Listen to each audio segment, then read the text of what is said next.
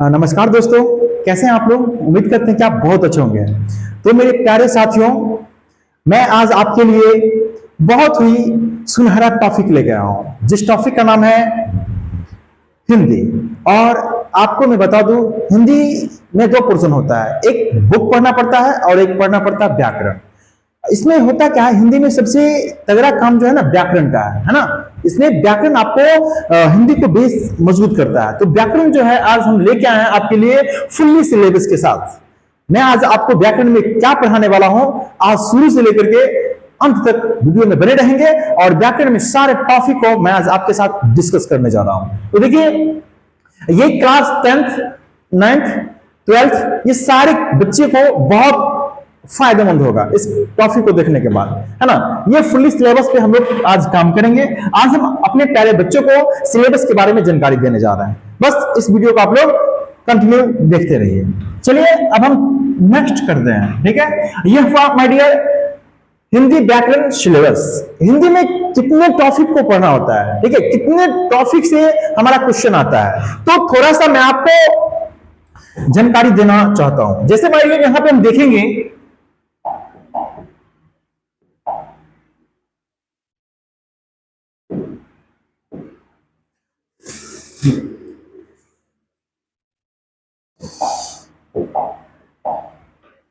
जैसे थोड़ा सा हम हिंदी पे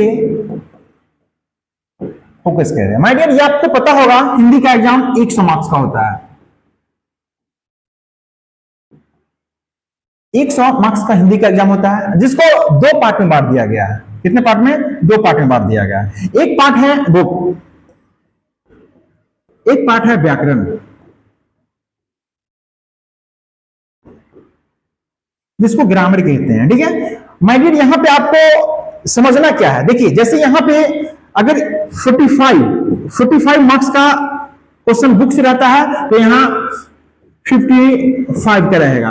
अगर यहां 40 का रहेगा तो यहां 60 का रहेगा, ठीक है। तो यहां पे आप देख सकते हैं एवरेज ज्यादा किसका है, तो व्याकरण का है। हिंदी में सबसे पहले हम टारगेट किसको करते हैं, तो व्याकरण को करना है। जैसे हमको इंग्लिश पढ़ना था, इंग्लिश में हमको ग्रामर पे पहले कमांड करना होता है, उसी प्रकार हिंदी में सबसे पहले हम लोग व्याकरण पढ़ लेते हैं तो हिंदी हमको पढ़ना बहुत आसान हो जाता है। तो हम लोग व्याकरण में आज हम जो है 60%, है ना, जैसे क्वेश्चन पूछा जाता है 100 में, तो 60 नंबर 55 नंबर कैसे हमारी परीक्षा में आएगा, वो कैसे आएगा, तो व्याकरण से आएगा। पहले अगर व्याकरण पढ़ लेते हैं तो हिंदी आपके लिए बहुत आसान हो जाता है। तो हम प्यारे बच्चे को सजेशन करेंगे, पहले व्याकरण को मजबूत कीजिए, तब हिंदी पढ़िए और हिंदी के सारे टॉपिक को पढ़िए, आपको बहुत मजा आएगा। चलिए हम चलते हैं फिर नेक्स्ट टॉपिक पे।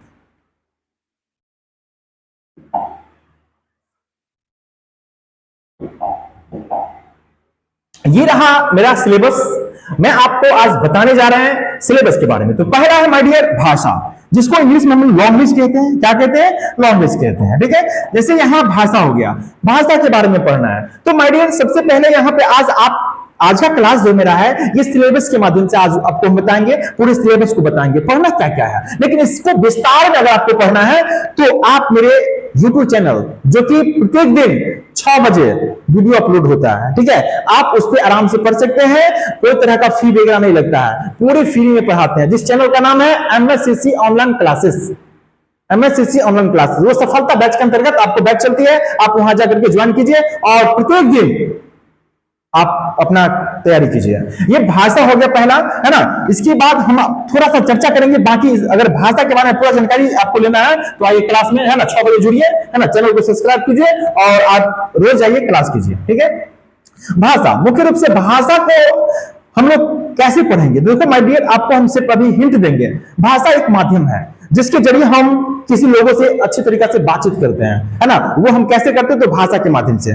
माय डियर भाषा कितने प्रकार के हैं? भाषा मुख्य रूप से 3 प्रकार के होते हैं, है ना, लिखित, मौखिक और सांकेतिक, है ना।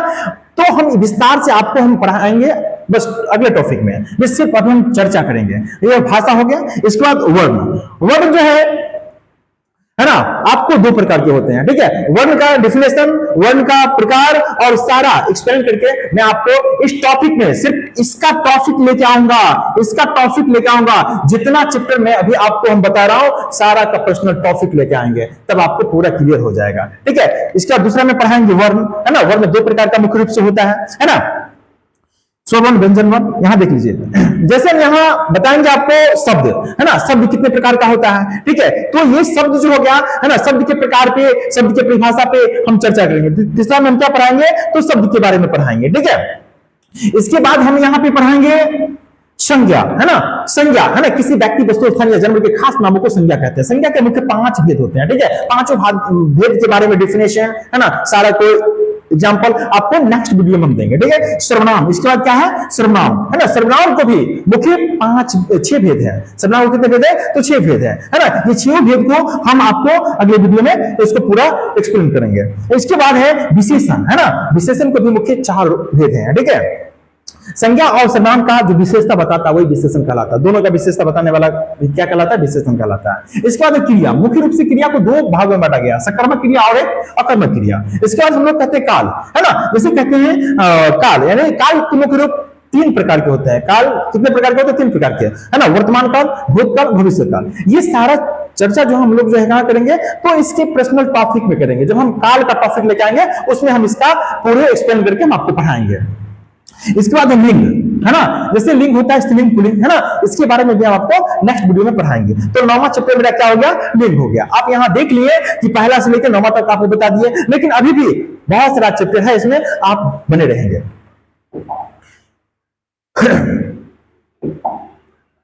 इसके बाद है 10वां कारक।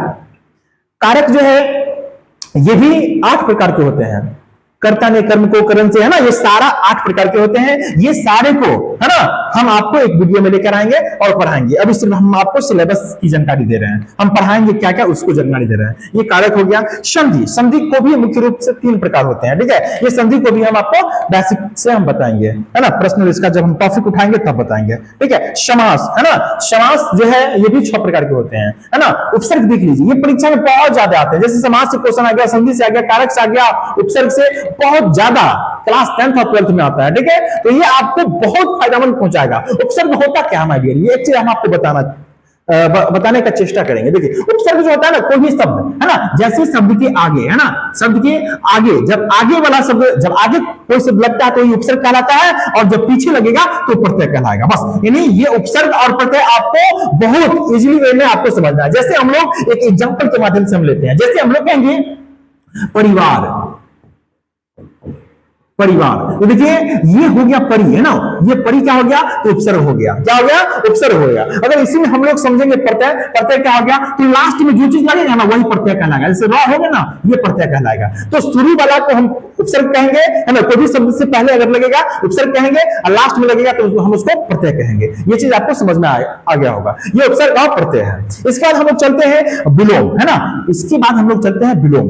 विलोम शब्द किसे कहते हैं माय डियर, ये तो आपको पता होगा। विपरीतार्थक शब्द को ही विलोम शब्द कहते हैं, जिसको हम लोग उल्टा शब्द कहते हैं, है ना। हम लोग क्या कहते हैं, उल्टा शब्द कहते हैं। जैसे मान के चलिए, है ना, राजा को प्रजा, है ना, रंक, है ना, राम को रावण कहते हैं, है ना, नकली को असली कहते हैं, गरीब को अमीर कहते हैं, आगे को पीछे कहते हैं, सही को गलत कहते हैं। इस प्रकार से, है ना, हम आपको विस्तार से लेकर आएंगे जो आपकी परीक्षा में कौन कौन आने वाला है, उस पर हम लोग चर्चा विशेष रूप से इस टॉपिक में करेंगे। अगला टॉपिक है माय डियर पर्यायवाची शब्द, है ना। एक ही नाम को दूसरा नाम, वही क्या कराता है, पर्यायवाची शब्द, समान अर्थ बताता है ना, उसको पर्यायवाची शब्द कहते हैं। जैसे आंख का नेत्र, लोचन, विलोचन, है ना। घोड़ा का अश्व, घोटक, तुरंत, तरंगबाजी, है ना, ये होता है ना। उमा, गौरी किसका है, तो पार्वती का है। गणेश, है ना, तो मुहावरा रहेगा माय डियर। ये मुहावरा जो है ना, ये भी बहुत इंपॉर्टेंट है, ठीक है। जैसे आंख मारना, इशारा करना, 9-11 भाग जाना, है ना, गाल बजाना, दिल हाँकना, ठीक है। ये सब प्रकार के क्वेश्चन आपको क्या क्या भी आया रहेगा, मैं आपको वीडियो के माध्यम से सारा कुछ बताने जा रहा है। जब हम आपको मुहावरा उठाएंगे तब आपको पूरी एक्सप्लेन करके मैं आपको पढ़ाऊंगा मुहावरा। इसके बाद है अनेक शब्दों के लिए एक शब्द। क्या है, अनेक शब्दों के लिए एक शब्द, ठीक है। जो नहीं मरने वाला क्या कहलाएगा, अमर कहलाएगा। क्या कहलाएगा, अमर कहलाएगा, ठीक है। जो काम कभी नहीं हो सकता, असंभव। क्या हो सकता है, जो काम कभी नहीं हो सकता, असंभव है, ठीक है। तो ये सब टॉपिक जो है ना हम आपको जब लेकर आएंगे तो आपको बहुत मजा आएगा। बस सिर्फ मेरे वीडियो के साथ आप जुड़ जाइए। 6 बजे मैं आप वीडियो अपलोड करता हूं, उसके साथ आप जुड़ जाइए, चैनल को सब्सक्राइब कीजिए ताकि आप तक कोई भी नया नोटिफिकेशन पहुंच जाए। ठीक है, अब हम चलते हैं नेक्स्ट। देखिए अभी तक मैं 18 टॉपिक को डिस्कस किया हूं, इसके बाद मेरा जो है 19वां टॉपिक क्या है, आवेदन पत्र। माय डियर, ये आपके लिए बहुत इंपॉर्टेंट है। अगर कोई बच्चे क्लास 10th में है, कोई बच्चे क्लास 12th में है, अगर वो बिहार बोर्ड का तैयारी कर रहे हैं,